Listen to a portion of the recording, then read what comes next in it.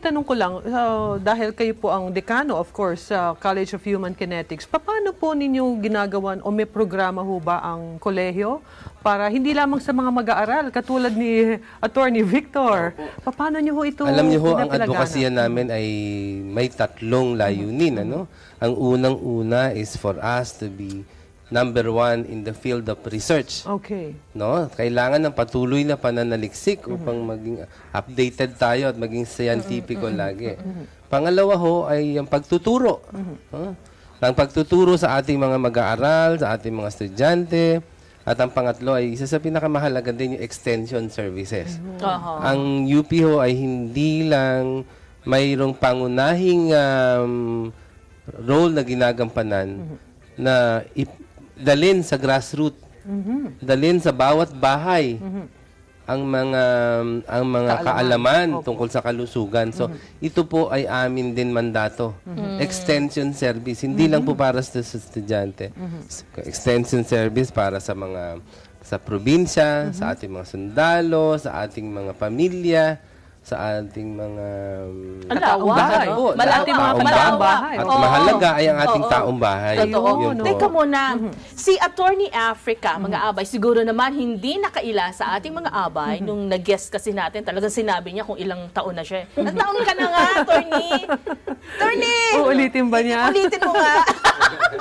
Siya po ay... 69.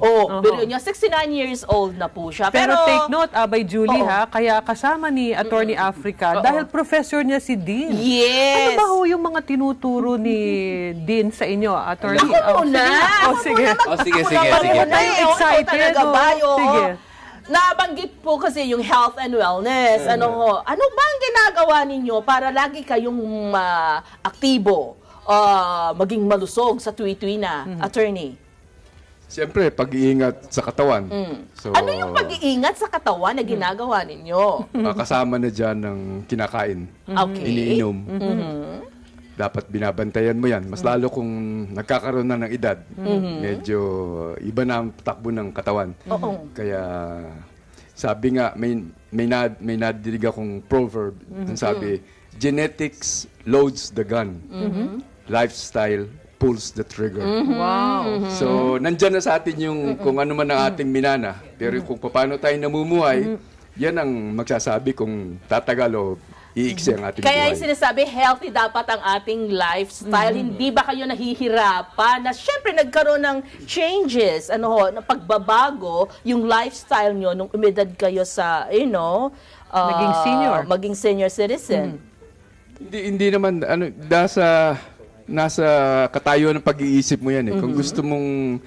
Kung gusto mong babuhay pa ng mas matagal at mahusay ba na malusog ang iyong katawan, gagawin mo ang nararapat.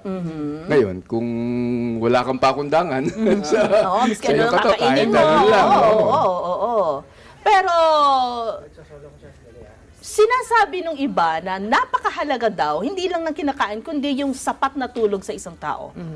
Totoo ba yun? Ay, oo. Lalo na sa mga kabataan, nag-uumpisa ka dyan sa 8 oras. Pero habang tumatagal tayo, habang nagkakaedad tayo, nababawasan yun. Mayroon din tinatawag na ang sobrang pagtulog ay masama sa katawan.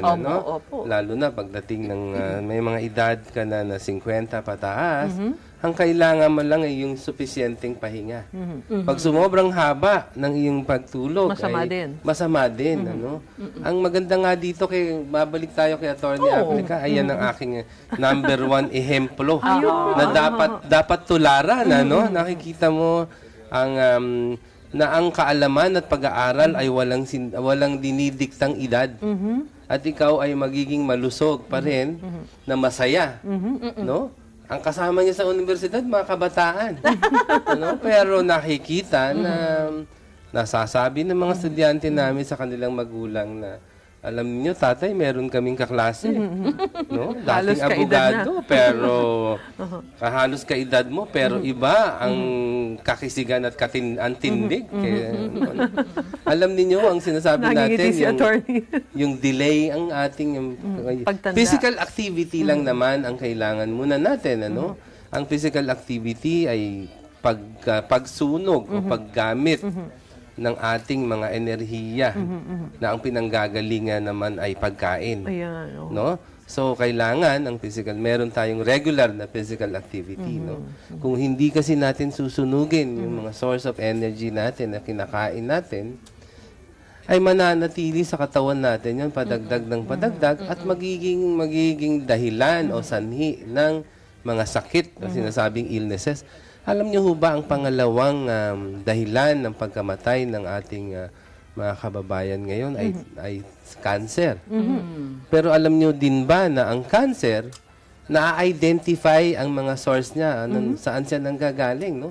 Sa tatlo lang naman yan sa pagkain, sa pagsisigarilyo, at minsan sa pag-inom. So, kung na-identify mo kung sa anong nagiging dahilan kung bakit tayo nagkakaroon ng cancer, no? Ay preventable siya.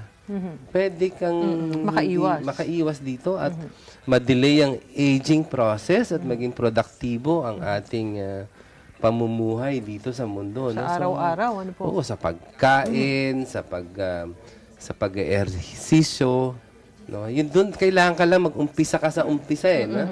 Yung lang paganahin mo ang activity mo kasi dalawang klase yan physical activity at saka exercise. Ayun. Ang physical activity ay simpleng galaw sa pang-araw-araw at ang exercise ay isang structured na systematikong mga linya ng aktibidades o gawain na magdadala sa iyo para ikaw ay maging masasabing physically fit. Ayun.